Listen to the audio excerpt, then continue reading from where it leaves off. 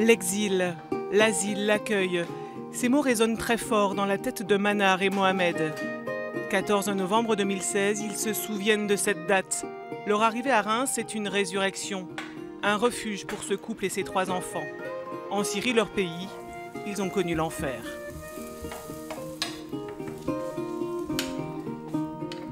Nous marchons sur les frontières pour venir à Turquie. Après Turquie, nous allons en Grèce sur les bateaux, plastique bateaux.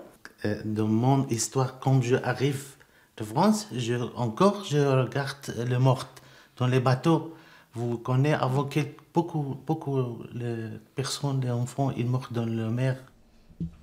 À leur arrivée à Reims, ils sont pris en charge rapidement et pendant une année bénéficient du soutien de l'armée du salut. À Bethny, où ils sont accueillis, les enfants rentrent à l'école, la vie reprend. Aujourd'hui, Manar fait ses études pour devenir interprète, Mohamed travaille. Grâce à leurs revenus, ils sont devenus locataires de leur appartement.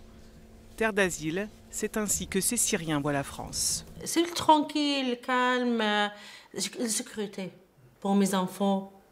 Le futur pour mes enfants. Absolument, c'est le futur pour mes enfants. Crois-moi, je parle dans ma cœur, avec ma tête. La France, c'est le deuxième pays pour moi. Comme la France, il aidait moi, je voudrais aider la France. À Athènes, ils ont connu les camps de réfugiés. À Reims, ils ont évité le pire. Fin octobre, ce bidonville en plein cœur de Reims, où des bébés et leurs familles sont laissés pour compte, a été démantelé. Des exilés priés de partir et relogés contraints et forcés ce jour-là dans les hôtels de la ville. Le maire de Reims et le préfet de la Marne se renvoient la balle de la responsabilité. Pourtant, dans cette ville, un millier de logements vides existent. Et l'État permet aux élus de réquisitionner les bâtiments publics. Ni le maire de Reims ni le préfet n'ont souhaité évoquer ces situations, mais il y a la loi. La loi dit qu'au bout de 3 jours, une fois qu'ils sont enregistrés au CADA, au centre d'accueil des demandeurs d'asile, ils doivent avoir leur rendez-vous à la préfecture.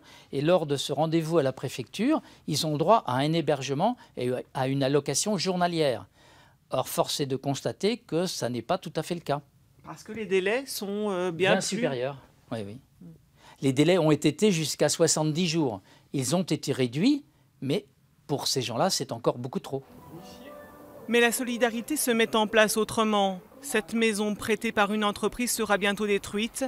En attendant, Pascal, Bernard, Fabien, Christian et tous les bénévoles l'ont aménagée et 40 personnes sont accueillies. Trouver d'autres refuges, mais aussi collecter matelas, nourriture, aider à la prise en charge des enfants aussi, c'est la raison d'être du collectif Reims Exil Solidarité. C'est une dame auto-entrepreneur et elle s'est proposée de venir nous aider avec son fils. Bah du coup ça va booster alors. Bien sûr. Et ils amènent de la peinture? Oui, ils amènent de la peinture. Ces locaux encore en chantier accueilleront bientôt les familles d'exilés. Un énorme travail au quotidien pour tous les bénévoles.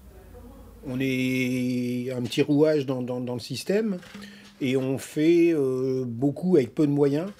Et quand on voit que l'État, par exemple, moi ce qui me scandalise personnellement, dépense plusieurs milliards par an pour mettre des gens dans des hôtels de périphérie, des hôtels souvent qui périclitent et qui font un petit peu leur beurre sur le dos des migrants. Tout ça, ça devient un vaste marché. Des chambres à 1 500 € le mois. Nous, avec ça, on fait vivre 5 ou 6 familles pendant plusieurs mois.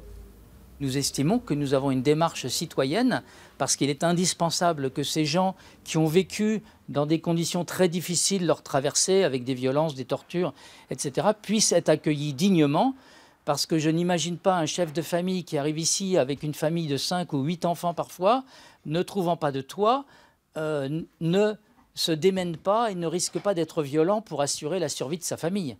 Donc nous créons la paix sociale et la paix civile dans la cité. Des situations intenables aussi pour les structures dont c'est la vocation. L'Armée du Salut possède 530 places d'hébergement à Reims, tout occupées. Il faut donc pousser les murs pour accueillir encore. Les salles bien-être, détente et même une des douches de l'Armée du Salut ont été investies.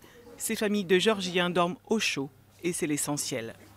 J'ai bien conscience en tant que directeur que cet hébergement n'est pas à la hauteur de ce que l'on propose d'une façon générale, puisqu'on accueille plus de 280 personnes en hébergement d'urgence. Mais aujourd'hui, entre la rue ou être sous tente, je pense que cette proposition est acceptable. Convaincre. Philippe Battier va régulièrement à la rencontre des élus du territoire. Ces visites ont permis de trouver des maires courageux, atteints que Saint-Brice-Courcelles, Vitry, les Reims notamment, des maires qui ont accepté d'accueillir des familles d'exilés.